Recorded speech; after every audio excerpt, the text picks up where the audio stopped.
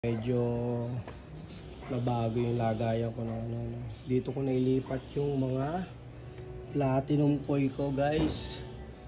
Daming anak ang platinum ko, no. Nadami na uli sila. Dito muna pasamantalang lagay, wala na akong lagayan.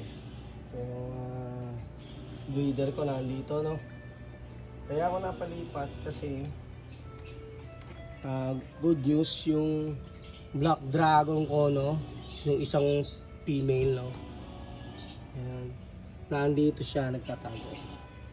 So, iniwalay ko na yung mga male. Dalawang female to. Na nagkakamali.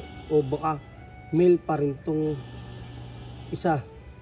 Mukhang isa lang ang female. Kaya palalaspag na laspag pala.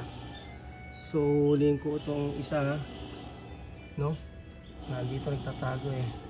Baka may stress. Yan, nagda-drop siya eh. Tapos na ba siya mag-drop? May nakita pa ako isa. Ito. Wait lang ha. Galing to kay Boss Elk, no?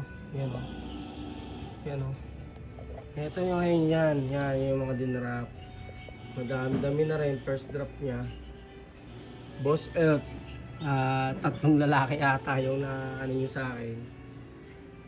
Okay na rin kasi ano, kaya pala gulping-gulpi yung ano, yung female.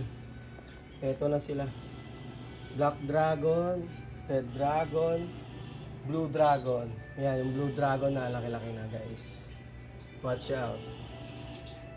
Tatlong male yan, hayop na.